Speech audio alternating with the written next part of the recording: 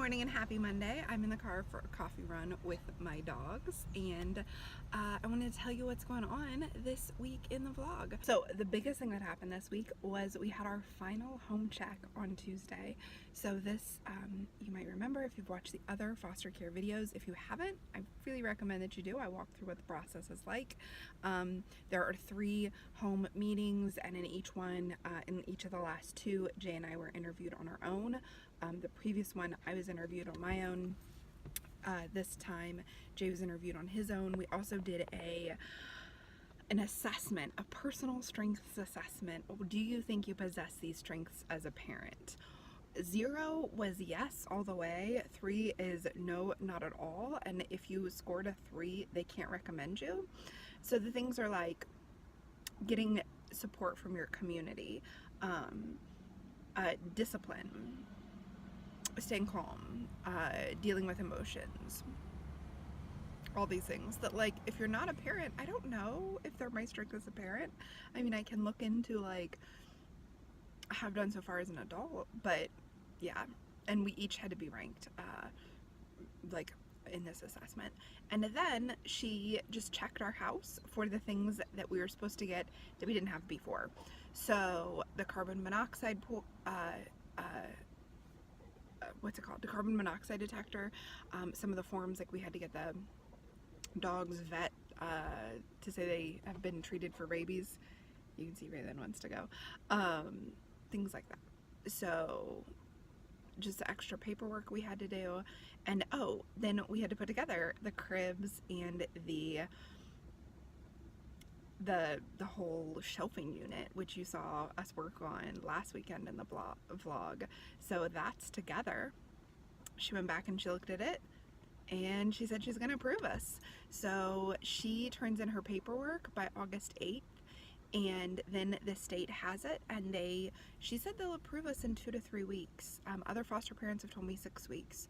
So we're looking at anywhere from like August 28th or 27th, which is Jay's birthday, to September 10th or so for us to be approved, and then we will start getting phone calls with kids who need placements.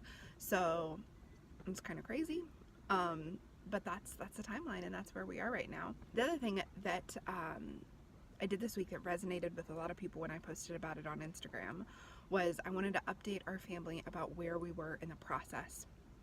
And I knew that a post on Facebook would be the easiest way to do it. And I also knew that people don't really understand a lot about foster care. So I could help set some expectations and make some guidelines and boundaries for us and our future kids. And it's much easier to do it now than when we actually have a child in the house.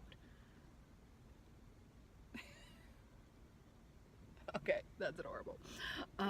They freaking love being in the car, by the way. They like beg to come get in the car. So I did a post where I said, here's the timeline, here's, the age of the kids. If you're not sure, this is what we requested. This is about when we'll hear. We have no idea who's coming, how many kids, when, and here's what you can expect. You can expect that they might be developmentally delayed behind other kids their age because of the trauma they've gone through. You might expect, and then some things about what you can expect about our parenthood. Like you can expect that we might be more protective because foster kids need to learn more about stranger danger. Kids who haven't formed strong attachments so far in their life often will just go to anyone and will charm anyone and will try to basically they can tell no difference between mom and dad and core family and everyone else out in the world because they've had to be outgoing and friendly in order to get their needs met by kind of any adult they came across. So we'll be more, there's an idea in adoption called cocooning, where you kind of stay at home. Mom and dad are the only 2 people who take care of the kids. And yeah, and we also might see more permissive because especially with babies, it's really important to respond to their cries, to show them that we are going to fulfill all their needs, especially in instances where their needs haven't been filled or when they've gone through a trauma, like being separated from their birth family. So I just did a post that set expectations for what you might see from us, what is appropriate, what isn't appropriate to talk about with the kid or to bring up around the kid or to ask us about. And I was really nervous to post it. I actually found it on somebody's blog. But they posted it and they had even more rules. But I edited out a lot, and I edited it down to what I thought would be appropriate for our situation. But I was nervous to do it because it's we've been socialized to not be clear about what our needs are and what we need and what we want from other people. And when we are clear, especially when we're clear just kind of like straight out of the gate, like, I'm gonna set these expectations, I'm gonna set these boundaries before you've even done anything. It's one thing to like respond to somebody with your boundaries. It's another thing to just announce from the start, these are my boundaries, these are where I stand, please don't do this. That felt a little nerve-wracking. I was a little nervous about what people would think. And of course the comments have been amazing and great, and I posted about this on my Instagram stories, that I thought it was really important to set boundaries because you can't control how other people respond. Other people are going to have their feelings, but you can guide them to what's an appropriate response to you, right? So they're going to respond in their own self and however they want, and you can let them know what's appropriate for them to say to you and not say to you. Now, some people are going to do whatever they want to do regardless of what's appropriate or the guidelines you've set, but having those guidelines can help